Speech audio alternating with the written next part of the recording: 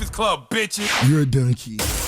Yes, talking today for Thursday, October 8th, goes the Vice President of the United States of Arrogance, Mike Pence. Let me tell you about my God. Okay, let me tell you about the creator I serve. Let me tell you about this mighty universe that my God created. And if you pay attention to all signs, you will see everything you need to see and hear.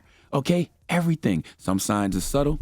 Some signs are obvious. Last night was an obvious sign from the universe that Mike Pence may indeed be a turd.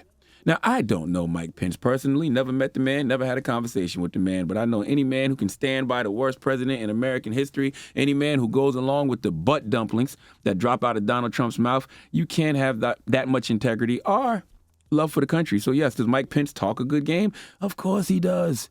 He's an attorney. He's been in politics a long time. He's way more articulate with his lies and alternative facts than Donald Trump. But at the end of the day, it doesn't matter what package the fudge babies come in. They are still fudge babies. Okay, you can put cake icing on those sewer surfers, and they are still sewer surfers. You can put those, tangy butt nuts in the nicest package ever. Beautiful wrapping, a pretty bow, and guess what? It's still keister cakes. And we were reminded of that last night when Mike Pence was on that stage. See, there was a visitor on that stage, a young fly from Utah. Okay, snuck his way in the building, and I'm not about to sit here and make a whole bunch of fly and Chewbacca chunk jokes, okay, like everybody else is doing. Okay, everybody is saying that Mike Pence is full of a word I can't say on the radio, so I'll just say sugar, honey, iced tea, like my girl Shamara on air says. But were y'all paying attention? Were y'all paying attention to when that fly landed? Like, I went back to watch. Now, we can say the man is full of tushy tots, and boy, oh boy, when you go back and watch, did he have some brown dragons flying out his mouth? But the fly landed immediately after he said this line. Listen. This presumption that you hear consistently from Joe Biden and Kamala Harris that America is systemically racist, and that, as Joe Biden said, that he believes that law enforcement has an implicit bias against minorities is a great insult. Bruh, the fly landed right after he said insult. Literally right after he said insult. Mike Pence, Michael Richard Pence, got on national TV and told the American public that systemic racism in this country is just an idea. Just an idea, not something black people have been experiencing since day one. We have a presumption that there is systemic racism and there is no racial bias in law enforcement. According to a Harvard study, black people are 6 times more likely to be killed by police during a police encounter. The Stanford Open Policing Project found that in a data set of nearly 100 million traffic stops across the U.S., black drivers were about 20% more likely to be stopped than white drivers. The study also found that once stopped, black drivers were searched about 1.5 to 2 times as often as white drivers, while they were less likely to be carrying drugs, guns, or other illegal contraband compared to their white peers. But I don't need to read stats because the foundation of America was built on racism. Everybody knows that. Period. Nothing else to discuss here. Slavery, Jim Crow segregation. What are we talking about, Mike Pence? This is why that fly took residence on your head last night for 2 whole minutes, 120 seconds.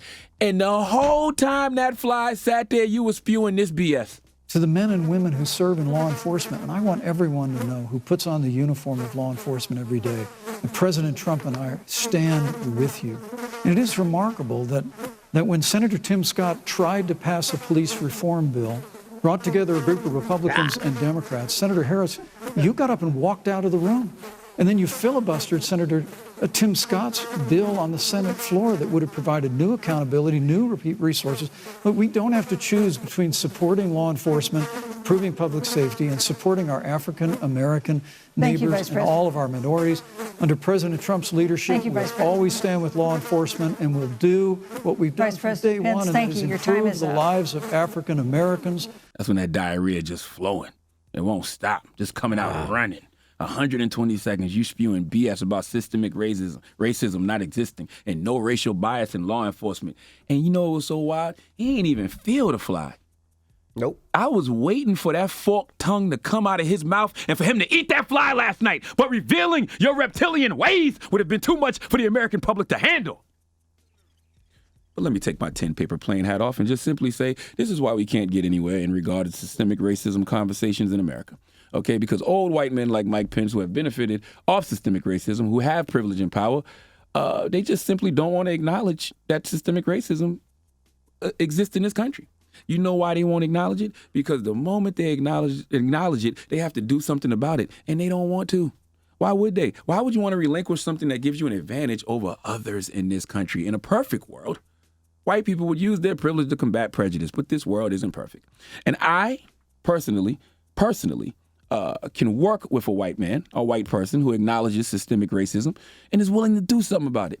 But I can't work with a white man who is gaslighting me about something not existing that has been killing me and mine for hundreds of years in this country.